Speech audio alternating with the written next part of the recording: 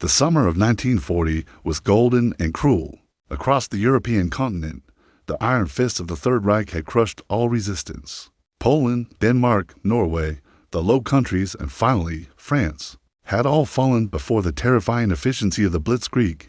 The Wehrmacht, an unstoppable grey tide, now stood on the shores of the English Channel, its gaze fixed upon the last bastion of defiance, a stubborn, isolated island. From the cliffs of Calais, German officers could glimpse the white chalk of Dover, a tantalizing symbol of a victory not yet won. The conquest of Britain, codenamed Operation Sea Lion, was the final, logical step. But between the German army and the shores of Kent lay 21 miles of treacherous water, and the formidable shield of the Royal Navy to neutralize that shield. To make any invasion possible, one precondition had to be met: the sky itself must belong to Germany.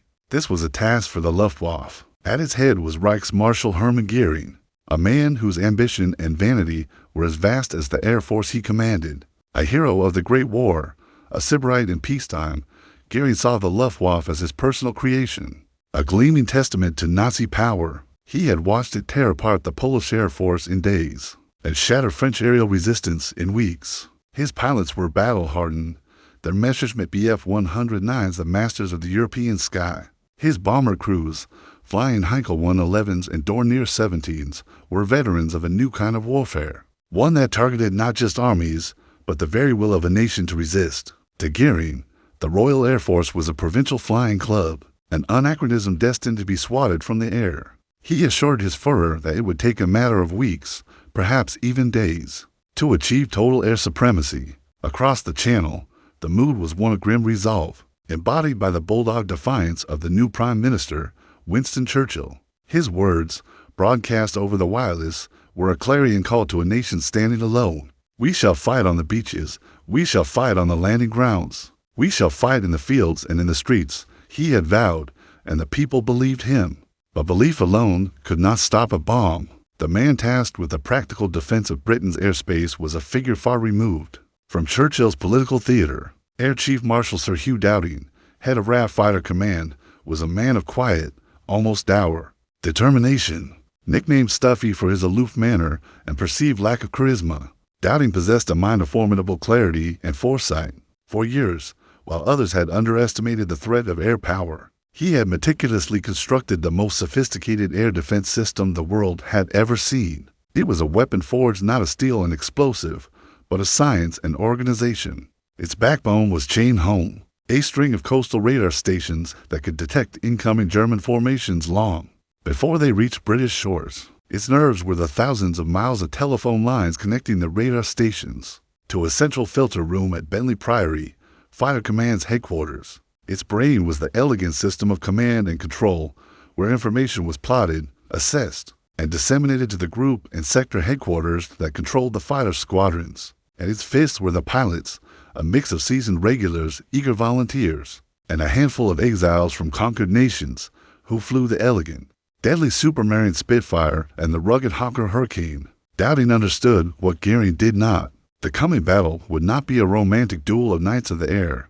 but a brutal, attritional war of systems. It would be won or lost not just in the cockpit, but in the operations rooms, in the radar huts, and on the factory floors. The German plan was named Adlerangriff, Attack of the Eagles. It was brutally simple: to lure the RAF into a decisive battle and annihilate it. The Luftwaffe would target coastal convoys, then radar stations, and finally, the airfields of Fighter Command itself. Once the RAF was broken, the Stuka dive bombers would be free to pound the Royal Navy, clearing the way for the invasion barges. As July bled into August, the preliminary skirmishes began, a phase the Germans called the Kanalkampf. The Luftwaffe tested the British defenses, striking at shipping in the Channel. The clashes were sharp, violent, and costly for both sides. The British pilots learned the hard way about the skill of their adversaries, the expertise of the Luftwaffe. But Dowding's system held. The radar provided the precious minutes of warning, allowing his controllers to vector squadrons with deadly precision, conserving fuel and pilots. Dowding refused to be drawn into Göring's grand battle over the sea. He husbanded his strength, trading space for time, knowing the true test was yet to come. Göring, growing ever more impatient, set the date for the main assault, August 13th, Adlerangriff, Eagle Day. The Reichsmarshal, established in his opulent personal train, prepared to direct the final, glorious act. He was certain that the British, outnumbered and outclassed, would soon crumble. He had the finest aircraft, the most experienced pilots, and the momentum of victory. He failed to see the quiet resolve of the man at Bentley Priory, a man who understood his own system's fragility, but also its underlying strength. The stage was set for a conflict that would determine the fate of the free world. A battle fought in the high, sunlit skies over a small, unconquered island. Adlerangriff dawned gray and overcast. The poor weather delayed the grand opening of Göring's offensive, a frustrating anticlimax that set the tone for the campaign to come. The Luftwaffe's command was a tangle of competing egos and confused objectives, a stark contrast to Dowding's unified system. Despite the muddled start, the scale of the assault, when it finally came, was terrifying. From airfields in France and Belgium, hundreds of aircraft clawed their way into the sky, assembling into vast, step formations the bombers, the Heinkels and Dorniers flying in steady waves, surrounded by a glittering escort of Messerschmitts. To the men and women of the observer corps, huddled in their sandbag posts along the English coast, it sounded like the angry drone of a colossal beehive. The plots began to appear on the Women's Auxiliary Air Force operators' tables at Sector and Group H's, Raid 22, hostile, 100 plus. Raid 24, hostile, 150 plus. Lieutenant Franz von Wera of Jagdgeschwader 3 banked his Bf-109E, the yellow nose of his Emil a splash of defiant color against the blue-gray sky. Below him, the bombers were a disciplined phalanx, their greenhouse cockpits glinting in the intermittent sun. His mission was simple: protect the bombers at all costs and destroy any British fighters that dared to interfere. He scanned the sky, his eyes constantly moving. Pride swelled in his chest. This was the invincible Luftwaffe, the hammer of the Reich, about to deliver the knockout blow. He felt a profound pity for the English pilots about to die for their foolish, obstinate leaders. Far below, at RAF Tangmere, pilot officer Jack Rose sprinted towards his Hurricane. The scramble bell was still echoing across the airfield as he strapped himself in. The ground crew already pulling the chocks away. Bandits, Angels 20, heading for Portsmouth, crackled the voice of the controller in his ears. His squadron of 12 climbed steeply, the Rolls-Royce Merlin engine roaring in front of him. He was 20 years old, and for the past 3 weeks, this had been his life, brief moments of terror in the sky, separated by long hours of nerve-shredding tension on the ground. As they broke through a layer of cloud, he saw them. The sky was filled with them. It was not a formation. It was an armada. A cold knot of fear tightened in his stomach, quickly replaced by a surge of adrenaline. Tally-ho! Engage at will. The squadron commander's voice was unnaturally calm. Jack picked his target, a Dornier at the edge of the bomber stream. He pushed the throttle forward, the Hurricane shuddering as it accelerated. The world narrowed to the German bomber in his gun sight. He saw the rear gunner traversing his machine gun towards him. Tracers, like angry red hornets, zipped past his cockpit. He ignored them, his thumb hovering over the firing button on his control stick. Closer, closer. Now. He pressed the button. 8 Browning .303 machine guns erupted from his wings, a furious, deafening chatter. He saw his bullets strike the Dornier's fuselage and starboard wing. A thin trail of smoke appeared. He was about to press the attack when his peripheral vision caught the flash of yellow. A 109.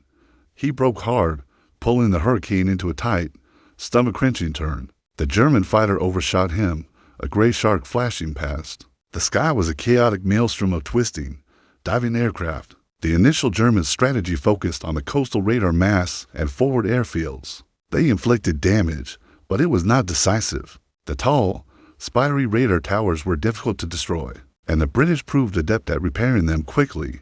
The attacks on airfields were more effective, cratering runways and destroying parked aircraft. But Dowding's system was flexible. He rotated squadrons from the heavily engaged 11 group in the southeast, with those from the quieter 10, 12, and 13 groups, allowing his men and machines a chance to rest and repair. Göring, however, was growing frustrated. The RAF was refusing to be annihilated. His intelligence reports, riddled with overestimations of RAF losses and underestimations of British aircraft production, painted a picture of an enemy on its last legs. Yet every day, the Spitfires and Hurricanes rose to meet his formations. In his impatience, he made a critical error, believing his fighters were not doing enough to protect the bombers. He ordered the Bf-109s to fly in close escort. This decision infuriated his fighter pilots. It tethered the superior 109s to the slower bombers, robbing them of their speed and height advantage, forcing them to fly a defensive, reactive battle. They became bodyguards instead of hunters. For Jack Rose and his comrades, it was a welcome reprieve. The 109s, once free-roaming predators, were now chained to their charges, making them easier to evade and at times to ambush. The grinding war of attrition continued. Day after day, the blue skies of southern England were scarred by contrails and parachute soaks. Fighter Command was bending under the relentless pressure. Airfields were repeatedly hit. Pilots were flying 3, 4, 5 sorties a day. Exhaustion, a gray, creeping fog, was becoming as dangerous an enemy as the Luftwaffe. Dowding watched the casualty figures and the state of his squadrons with a heavy heart. He knew his command was being bled white. The system was holding, but the men, the irreplaceable heart of the system, were reaching their breaking point. Something had to give.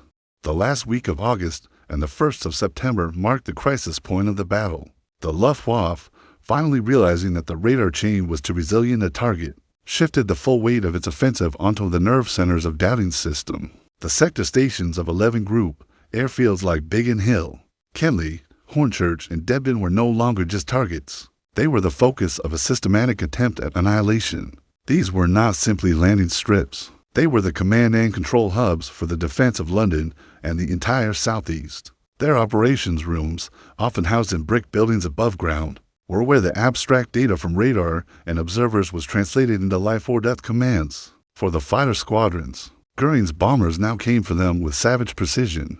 On August 30th, Biggin Hill was hit by one of the most severe raids of the battle.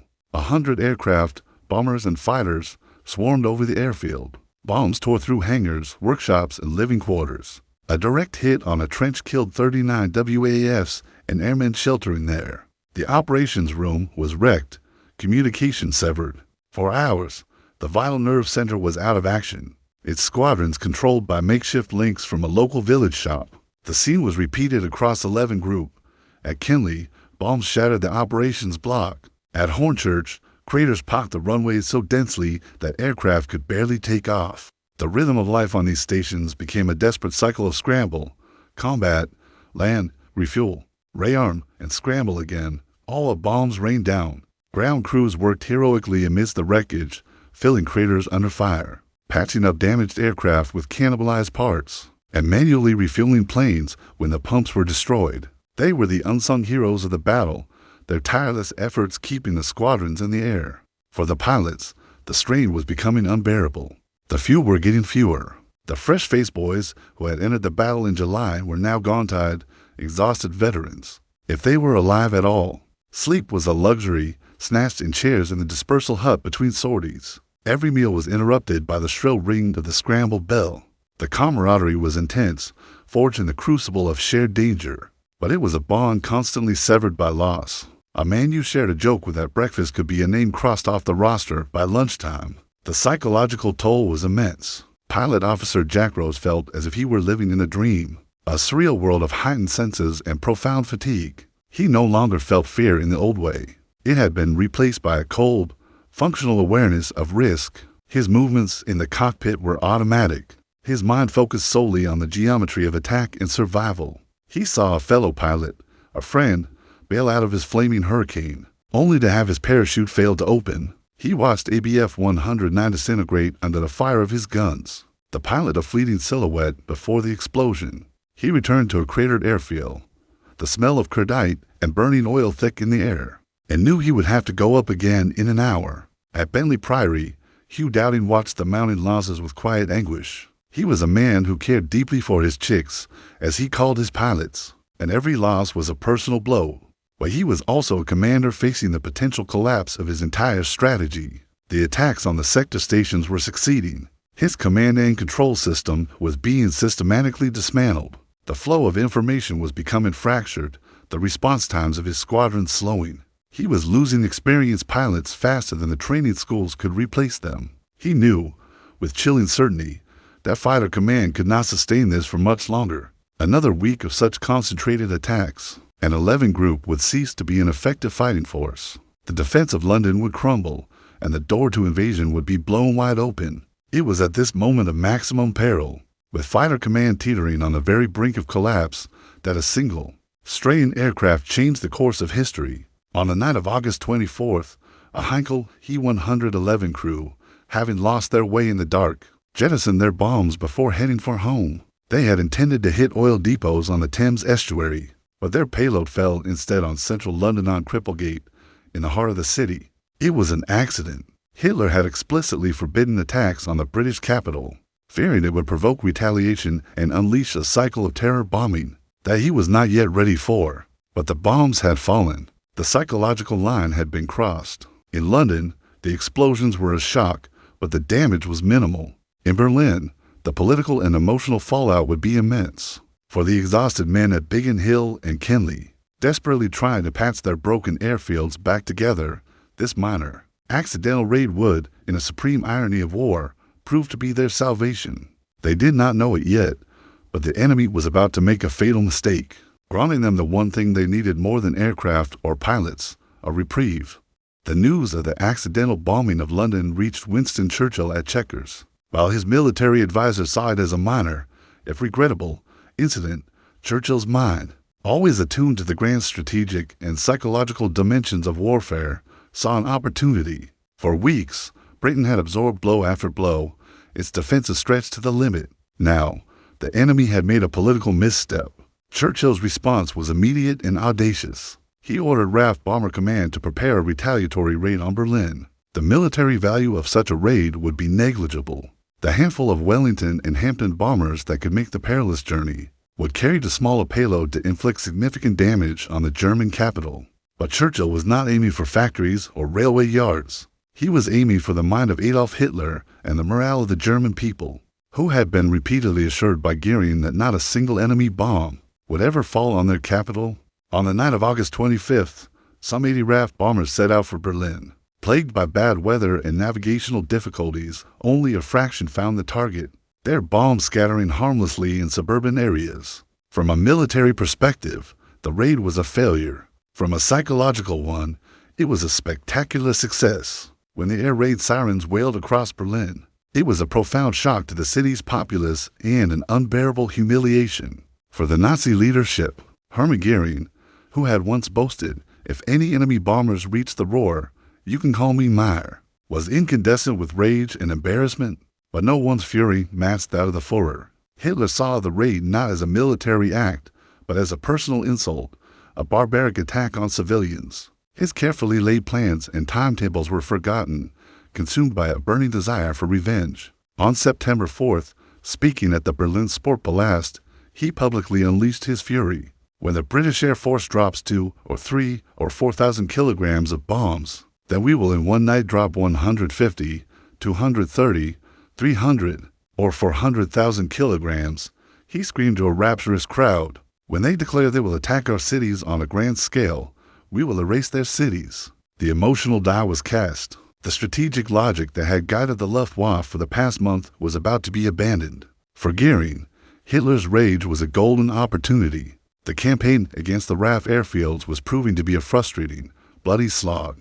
The enemy, according to his own flawed intelligence, was already defeated, yet somehow their fighters kept appearing. Attacking London offered a far more tantalizing prospect. It was a vast, singular target that could not be easily missed or hidden. He argued passionately to Hitler that a massive, sustained bombing campaign against the British capital would achieve two goals simultaneously. It would fulfill Hitler's desire for vengeance and, more importantly, it would shatter the morale of the British people, forcing their government to sue for peace. He believed the Londoner, supposedly soft and decadent, would crack under the strain. He also reasoned that the remaining RAF fighters would be forced to rise and defend their capital, where they could finally be cornered and annihilated. It was a deeply flawed analysis, born of arrogance, frustration, and a profound misunderstanding of his opponent. The Luftwaffe leadership, men like Albert Kesselring, commander of Luftwaffe 2, supported the shift, eager for a more decisive and seemingly glorious form of battle. Others, like the fighter ace Adolf Galland, were horrified. When Goering asked him what he needed to win, Galland famously replied, "An outfit of Spitfires for my squadron." He understood that the primary target must remain Fighter Command itself. To attack London was to change the question from how do we destroy their air force to how do we terrorize their civilians. It was a fundamentally different objective, and it ignored the single most important fact of the battle. The RAF's command and control system was on the verge of collapse. The decision was formalized in a high-level conference. Hitler, driven by his thirst for reprisal, gave his full assent. The new primary target for the Luftwaffe was London. On September 7th, the new phase of the battle would begin. The decision was a strategic blunder of the highest magnitude. It was an emotional reaction, not a calculated military move. By turning his bombers away from the battered sector stations of 11 Group, Goering was releasing the chokehold on the RAF's throat. He was allowing the craters on the runways at Kinley and Biggin Hill to be filled. He was giving the exhausted ground crews time to repair the vital telephone lines and operations rooms. He was granting Dowding's system the breathing space it so desperately needed to recover and reorganize. The Germans were abandoning a winning strategy at the very moment it was closest to succeeding. They were about to attack the body of Britain, its sprawling capital, while allowing its Shield Fighter Command to mend. The fate of the battle, and perhaps the war, was sealed not in a dogfight at 20,000 feet, but in a conference room by a decision rooted in pride, anger, and a fatal underestimation of the enemy's resilience. The Falcon, blinded by rage, was about to change its target, and in doing so, lose its prey forever. On the afternoon of September 7th, the new strategy was unveiled in all its terrible majesty. The largest armada of German aircraft yet assembled across the coast of Kent. Nearly 1,000 planes, bombers, and fighters blackened the sky, flying in a single, awe-inspiring stream towards London. The plotters at 11 Group headquarters watched in disbelief as the raid bypassed their airfields, the traditional targets, and continued inexorably up the Thames estuary. The objective was clear. For the people of London, it was the beginning of the Blitz. The bombers targeted the Docklands in the East End, the heart of the city's maritime commerce. High explosives and thousands of incendiaries rained down, turning warehouses, factories, and homes into a raging inferno.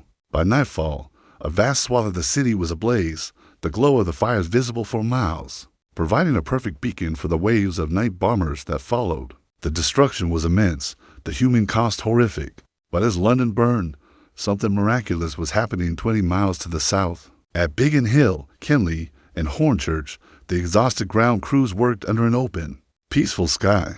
For the first time in weeks, there were no dive bombers screaming down, no fresh craters to fill, no scramble to move precious aircraft to dispersal points. They could work methodically, repairing damaged infrastructure, servicing engines, and patching up bullet-drilled airframes. The pressure was off. Dowding's system began to heal. Telephone lines were restored. Operations rooms were made fully functional again. Squadrons could be reformed and reorganized. The shift in German strategy had given Fighter Command its second wind. Now, the nature of the fight changed. The battles were no longer desperate scrambles over airfields, but great, set-piece aerial clashes over the capital. The RAF fighters could climb to height, position themselves advantageously, and engage the massed German formations head-on. The warning time was greater, the engagements more predictable.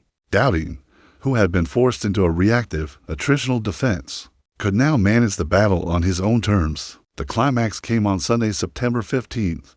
The Luftwaffe launched two enormous raids on London. Believing Fighter Command to be a spent force, Goering himself had come to France to watch the final victory. He was to be cruelly disappointed. When the German formations arrived over the city, they were met not by a handful of stragglers, but by the full, coordinated force of the RAF, Dowding and 11 Group's commander, Keith Park, committed squadron after squadron.